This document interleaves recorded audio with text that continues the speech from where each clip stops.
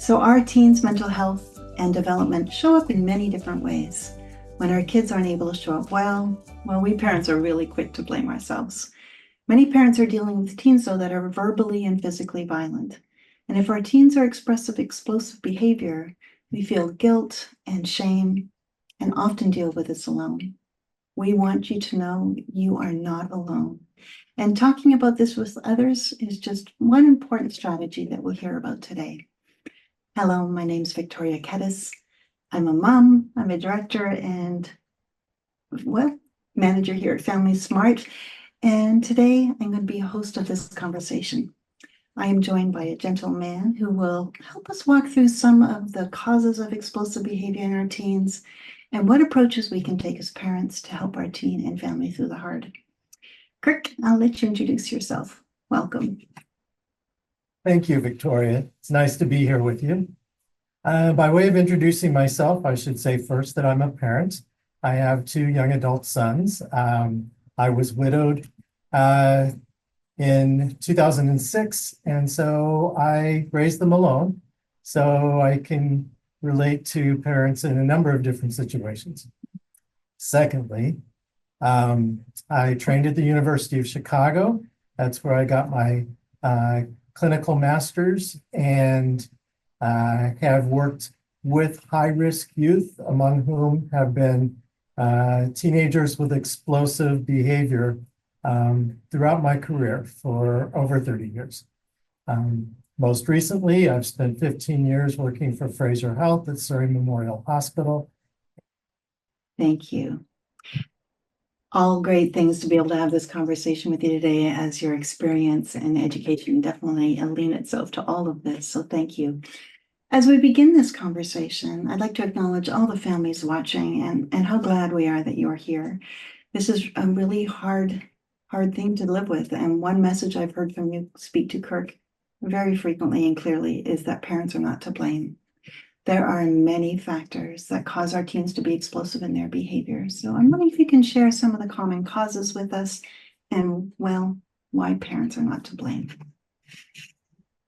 I would say that in brief,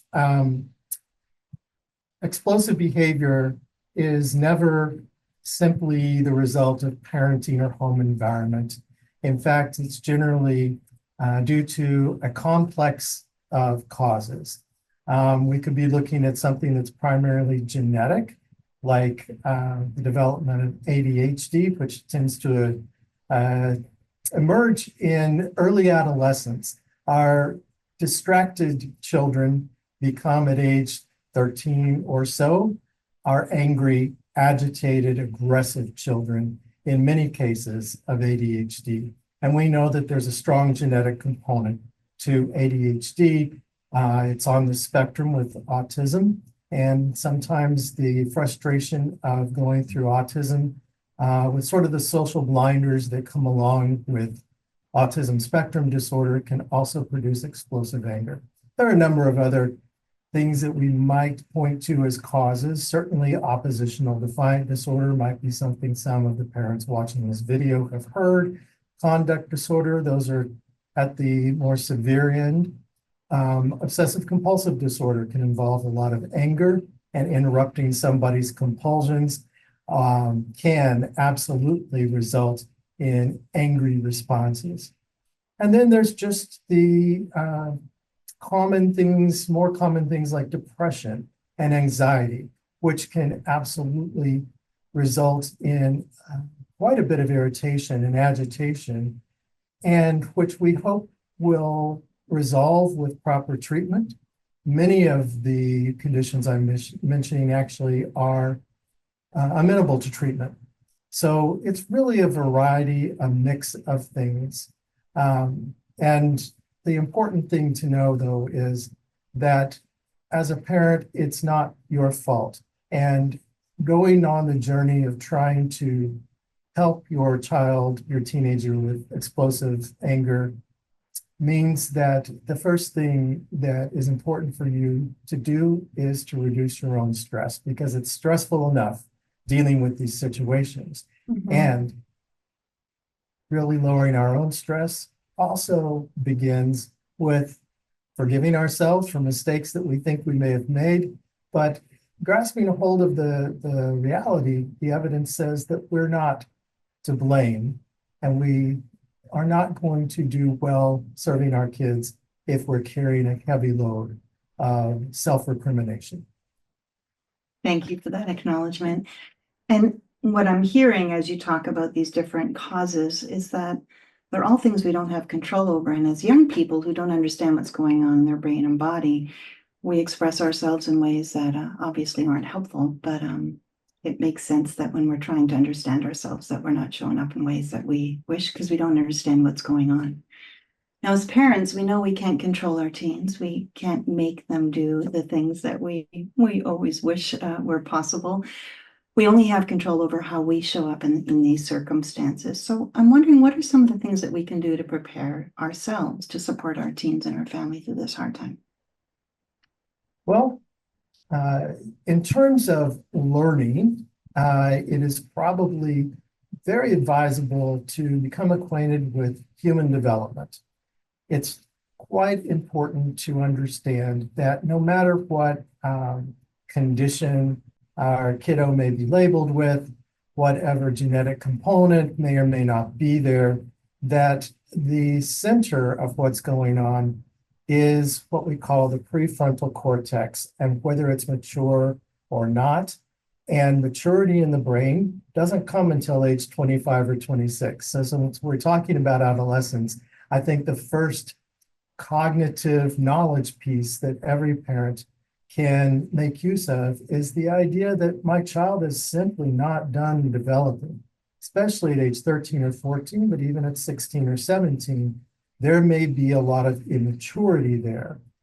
An adolescent can look like an adult on the outside. They may even be very articulate, but under stress, then we see their actual social emotional age. So they could in some ways still be struggling with the terrible twos. They've never quite grasped or adjusted to the fact that sometimes the world says no to their demands. They could be going through other aspects of development. For instance, all children, young children, have magical thinking. Parents will recognize how children went from believing in Santa Claus and the Tooth Fairy and went through that difficult adjustment to, oh gosh, they're not real. The last magical figures for any child are the parents. And the idea that my parents control are the ones who provide for me actually is something that parents want their kids to understand and feel, but it can also produce a sense of, oh, my parents are so powerful that without speaking it, kids can carry well into their teenage years this idea of, oh, but you're my mom, you're my dad, you're my grandpa, my caregiver. Why can't you solve this problem for me? And whatever the problem is they're facing, which could be episodic, it could be hormonal ups and downs of the teenage years, there's still a lot of anger that can well up because heretofore, mom and dad have almost been magical. And that magical thinking is a sign of a less than mature brain. So in order for teenagers to control their own emotions, the prefrontal cortex, the decision-making part of the brain, needs to be more and more online and more mature. Understanding that that's what's going on can lead us to the compassion that we need as a prerequisite for starting to prepare ourselves.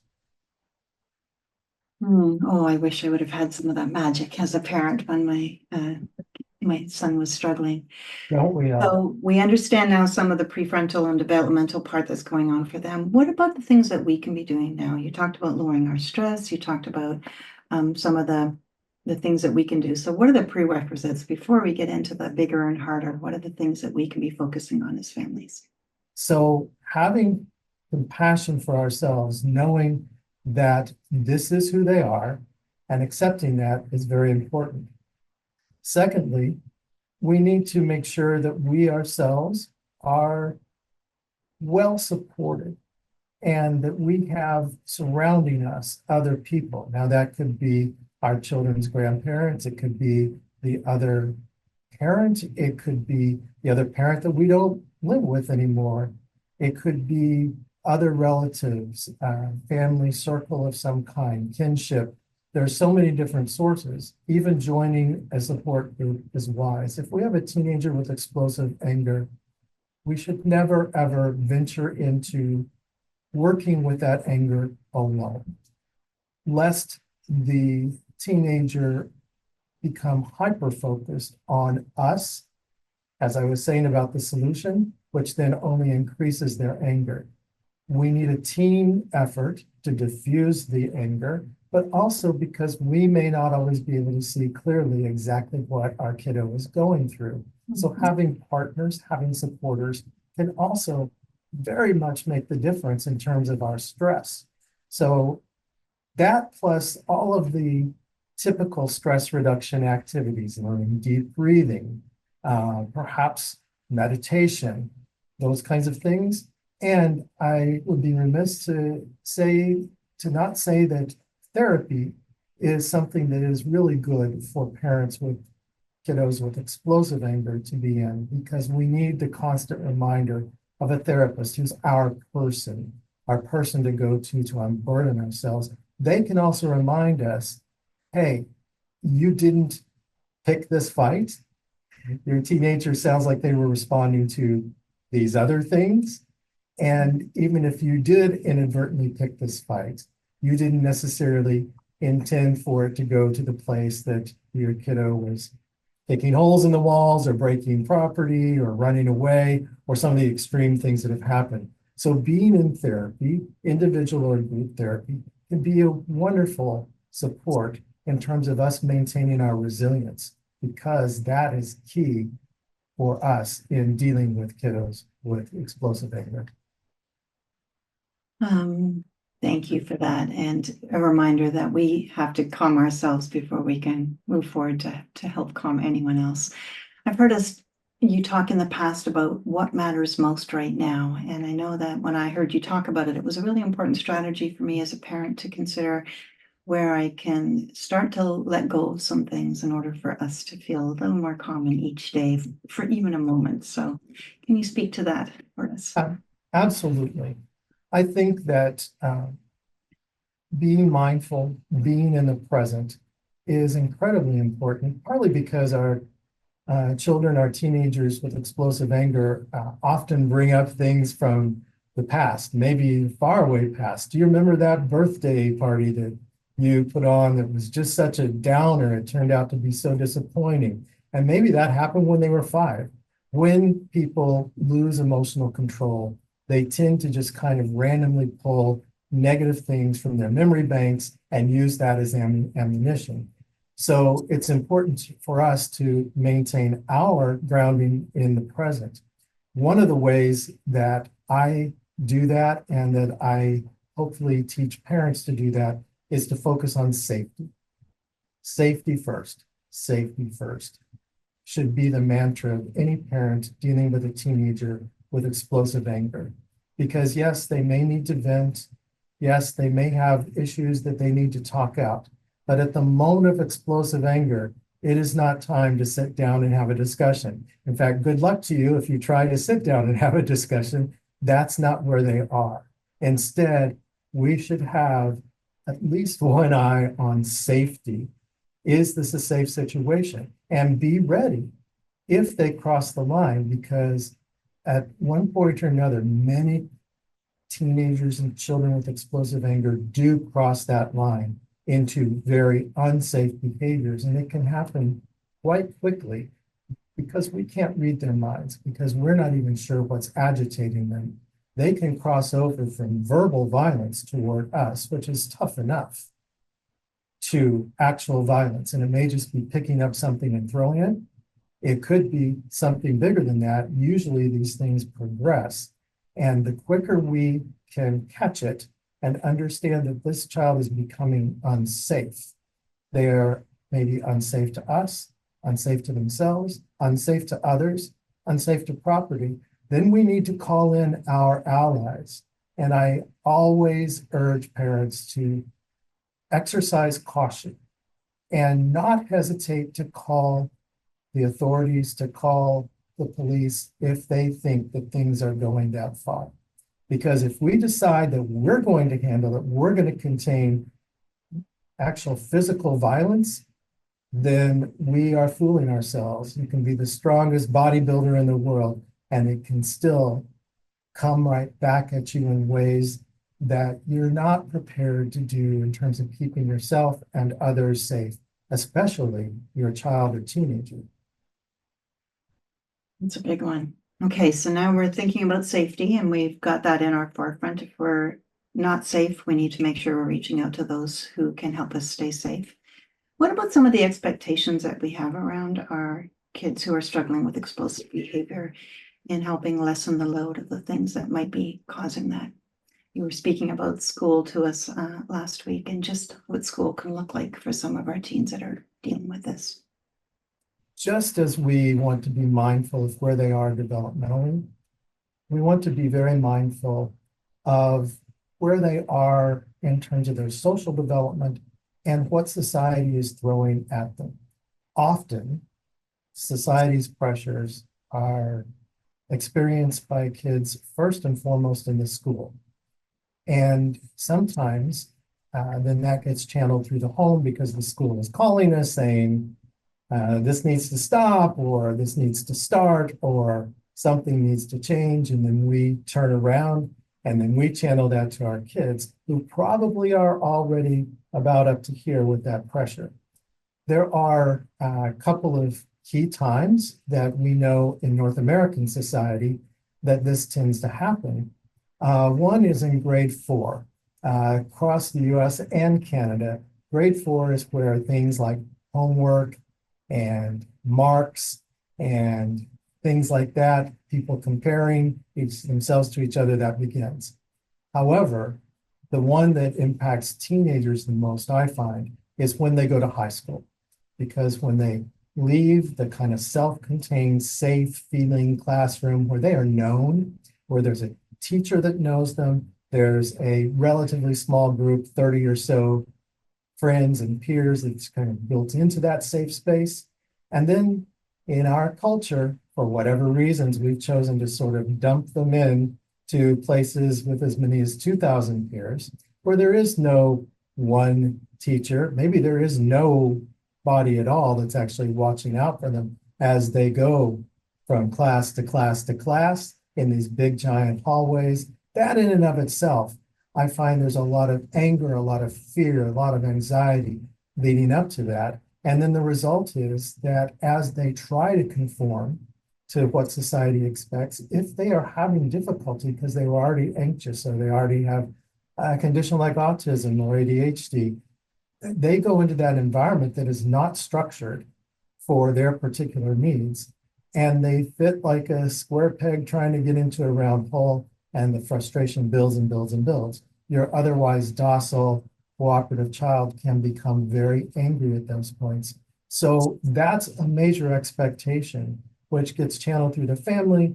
There are other expectations as well, things like, when are we going to get our learner's permit, and things like that, that will have relatives that or friends or neighbors are saying, when.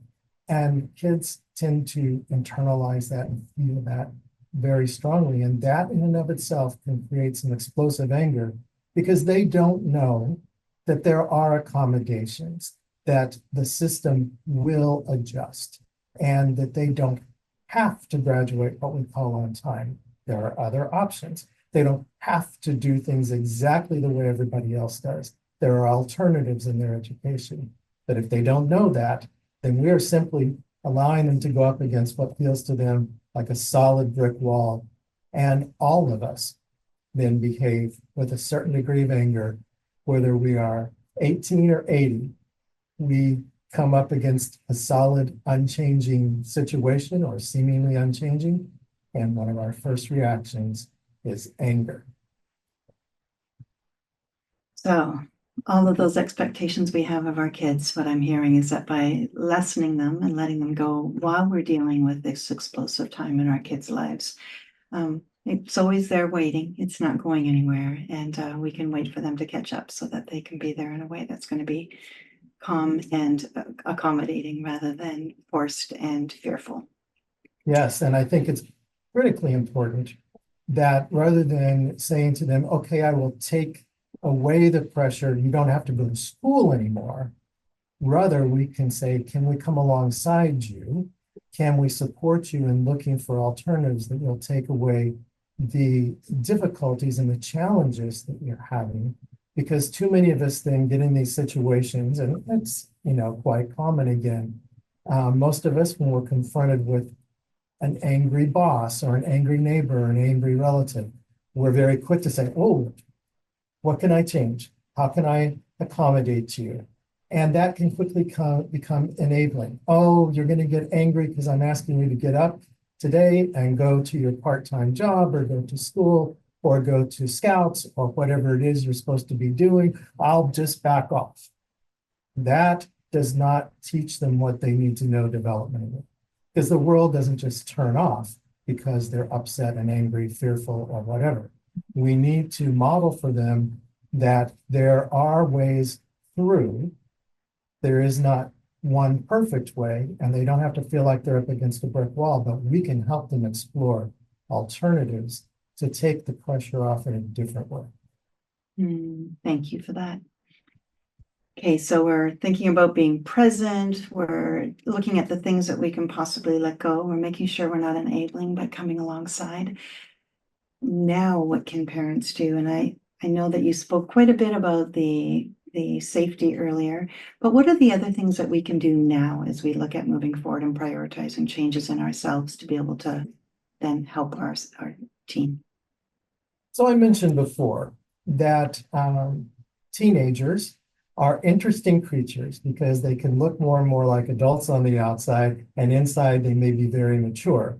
And one of the things I find is the most frustrating for parents dealing with explosive anger is they can no longer control their kids' behavior the way they did when they were very young.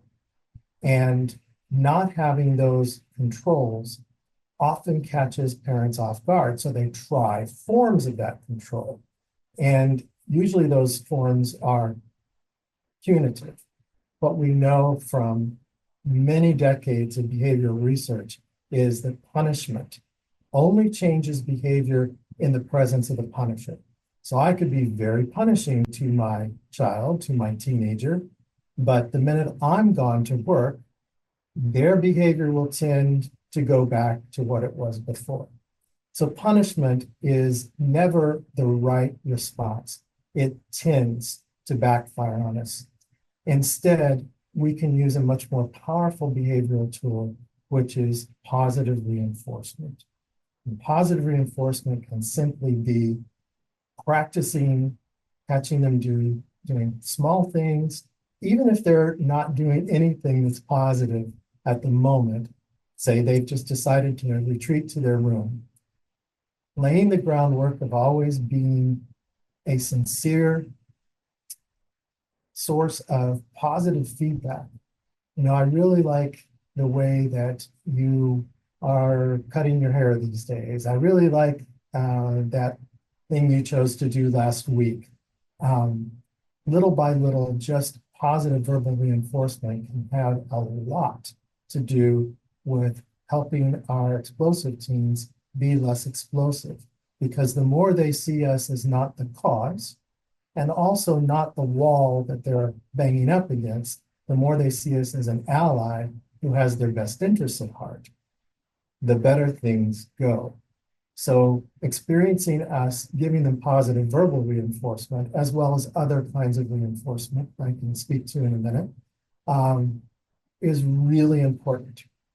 Interestingly enough, what the literature says is for every negative, for every it's time to get up, that's a negative in their world, we need to add as many as 8 to 10 positive reinforcing statements. And that could be, I know that you're struggling, but I can see that you're awake on time. Good on you. Right there, that's 2. And I am very confident that just like last Monday, you're going to be able to do this. That's 3. we can find ways to balance that out, even though 8 to 12 seems like a lot. It is actually the ratio that works to shift behavior. Lots of practice in our future as parents to be able to do that. Thank you for giving us some examples of what that can sound like. And I'm thinking about those families that, I mean, their kids aren't even talking to them. Their kids aren't even in communication with them, and they can't see any good right now because things are just that hard. What do you suggest for families in those circumstances? Well, I think the core of what I would suggest in terms of the methods that I've adopted that seem to be the most successful is some kind of a family agreement. Now, they may be the silent partner in the agreement initially, but if we and our allies, an ally might be grandma who lives in the home with us, it might be a family friend who's always over, it could be the other parent or the other caregiver, but we and our allies need to be prepared to enter into some kind of reasonable negotiation and do some collaborative problem solving, which is what Ross Greene calls it. Other people use different terminology, but we want to aim at coming up with some kind of an agreement. The reason I say that they may be the silent partner is that initially they may not care to have an agreement. However, if we can take the time to help them understand that there is a legitimate reason for them to care about a family agreement, then we have the opportunity to begin inserting a wedge into the way that they're thinking and behaving that can maybe begin to shift them a little bit. So ultimately, in collaborative and proactive solutions, we want the team working with us to do that. So what Absolutely. you're saying is if they're not able to because they're not willing to or step in, that parents can begin doing this on their own. Yes. So On their own with their team members backing them up, hopefully with more than one person present, more than one influential adult present. yes, and things I've heard you talk about in the past when we've had conversations are, it's important that everyone be on the same page, that this is not dad do it one way, mom do it one way, grandpa do it one way, that we all need to be on the same page when it comes to collaborative and proactive solutions. What can it look like when a teen is involved in that process? Can you kind of walk us through what it looks and sounds like too? Certainly. It looks like a united front.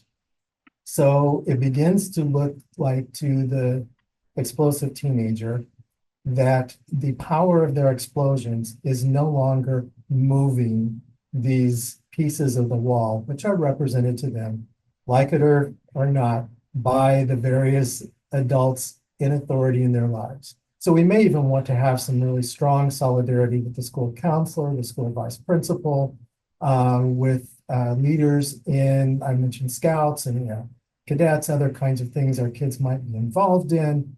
We want to make sure that wherever they turn to test the boundaries that are being set, where they're being told, no, that behavior is off limits because that is unsafe. And that is where we're drawing the line with unsafe behavior. They will test those limits. And so it's super important for kids with explosive anger to understand that they may try this person, try that person, try that person, but they're going to get the same response. No, that behavior is no longer acceptable. That's off limits in terms of boundaries, but then also redirection. But here is what could happen. Have you considered this, this, and this? And those are things that the team would have maybe come up with ahead of time. So we're not just telling them to shut down their behavior because the research tells us there is no such thing as no behavior. Mhm. That's impossible for humans to do. Instead, we need to help them redirect their behavior, and that needs to be done with one voice, with a united front. And with their voice included in all of that as a young person. And that's where negotiation and creating some kind of family agreement actually pays off. If we offer them the opportunity to be partners in shaping that agreement, especially for teenagers, that's important. Mhm. We know that their brain is not fully mature. Given that that's where they are developmentally, it's pretty important to engage them as partners and say, we're going to be drawing up this family agreement, this contract, this peace treaty, even. We've used that term successfully in some families. And it's really important that your voice be part of this. We want you to be an equal part of it. And that's where some of these concepts can begin to merge together. So when we talk about positive reinforcement, some of the best positive reinforcers are actual things, objects, privileges. A 13-year-old is still very much a child in terms of thinking concretely. So they may actually come up with some reinforcers for themselves that are things.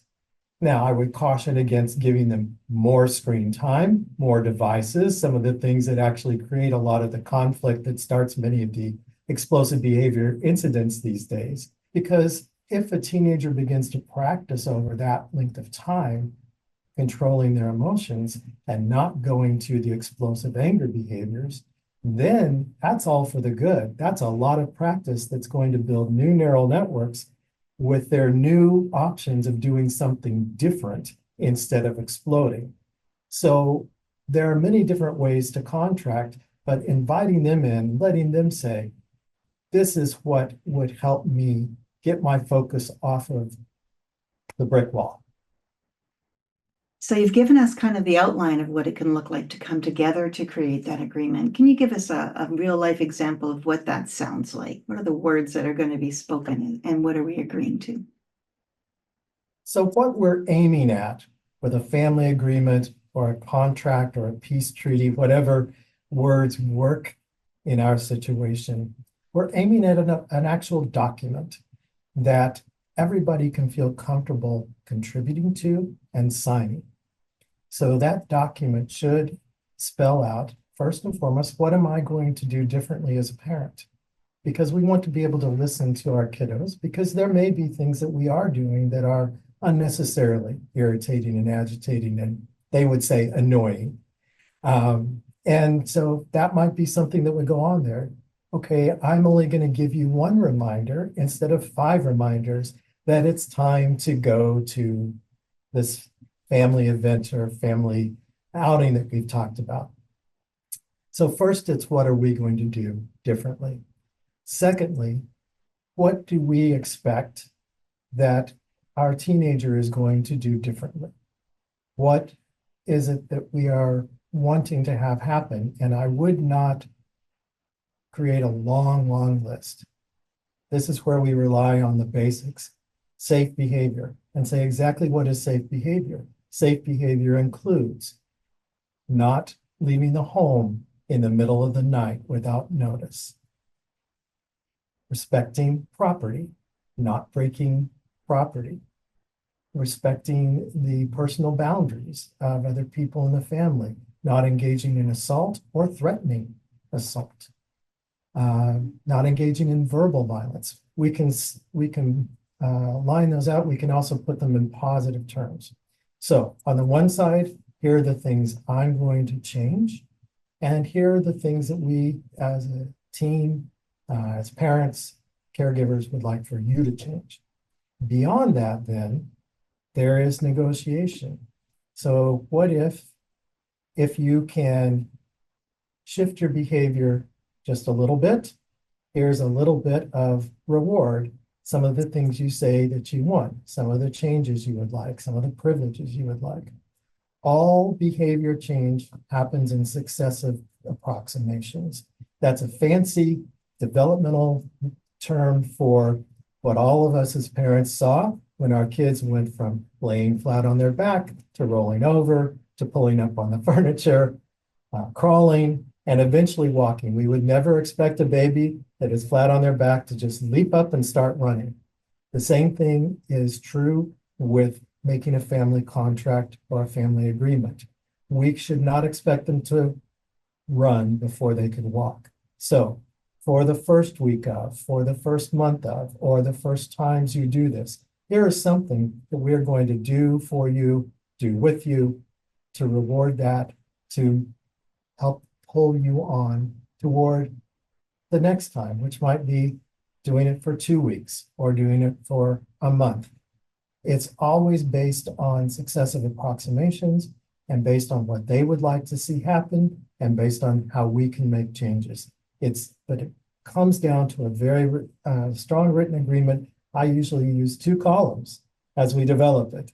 And I start very open-ended. Okay, if you could wave a magic wand, what would you like to have happen, kiddo? And parent, what would you like to have happen? And then we kind of massage it, work it down to where it's actually realistic.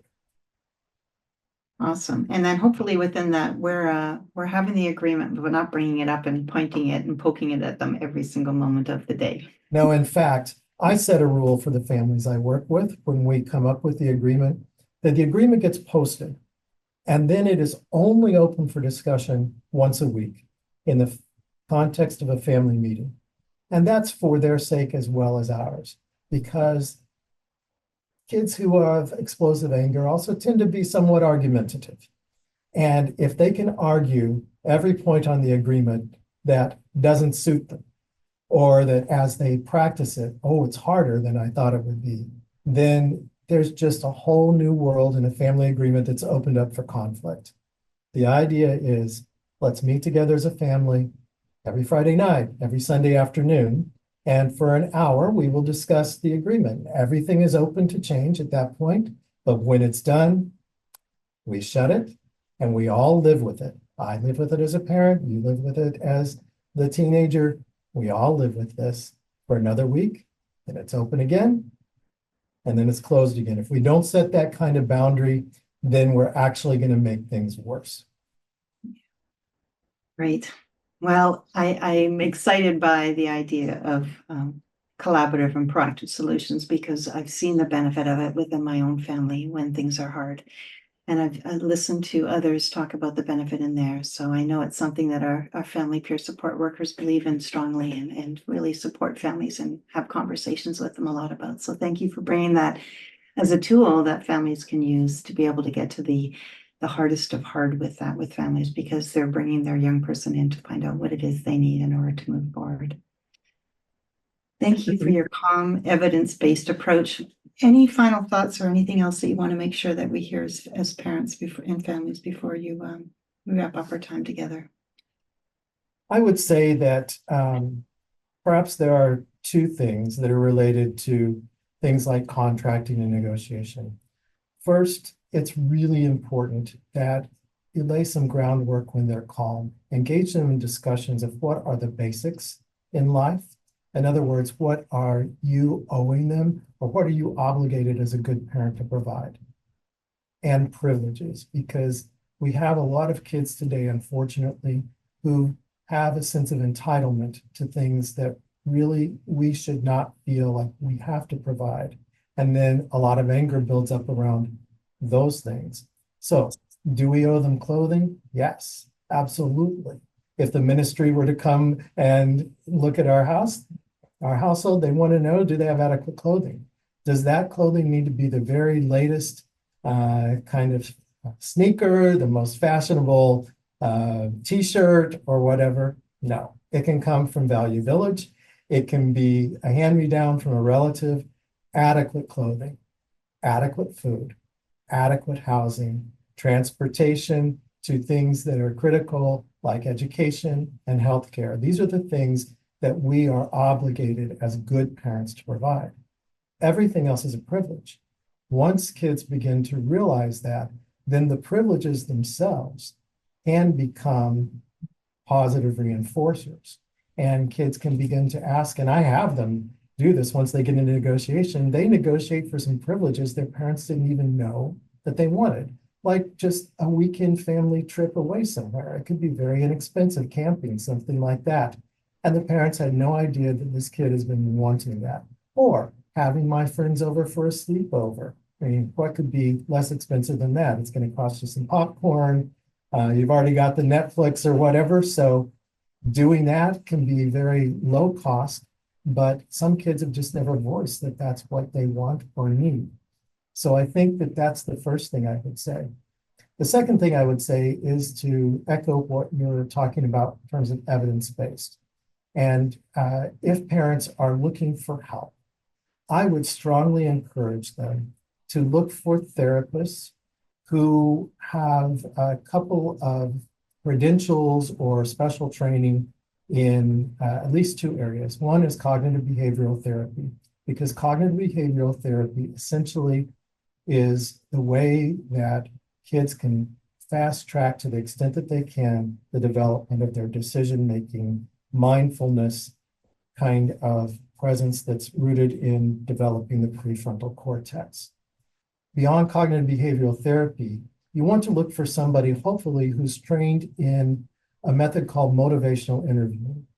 Motivational interviewing is the most powerful form of therapy that we've been able to come up with for people, for instance, who are severely addicted to something.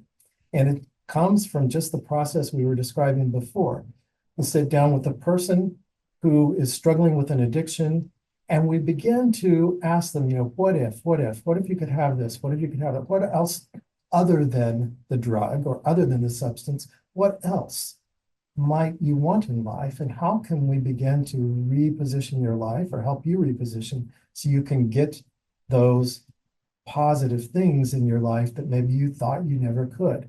It's the same thing with the explosive child. We may not need to know everything about why they came to this point in their lives, but if we begin to redirect them toward things that they are saying that they would like, then we begin to have an appropriate kind of power as parents, because we can persuade them by saying, here's 1, 2, 3, 4, 5 carrots we'd like to dangle to give you some choices outside of having an explosion at school, or when you're at grandma's house, or at the dinner table. Here are some other things. And that is based on very, very strong motivational interviewing research. Well, a great combination to go along with that collaborative, proactive solutions. Kirk, thank you so much for your time, for your caring so much about the young people that you support, and helping us to understand how we can support ours. To all of you joining us to watch this, I wish you finding the right allies to be able to walk together with you in this, so that you're not doing it alone, and that you find all the ways that are going to help you gain that connection with your child and help them understand the things they need in order for things to go a little better. Thanks for your time, for being here with us. Be well, everyone. Thank you.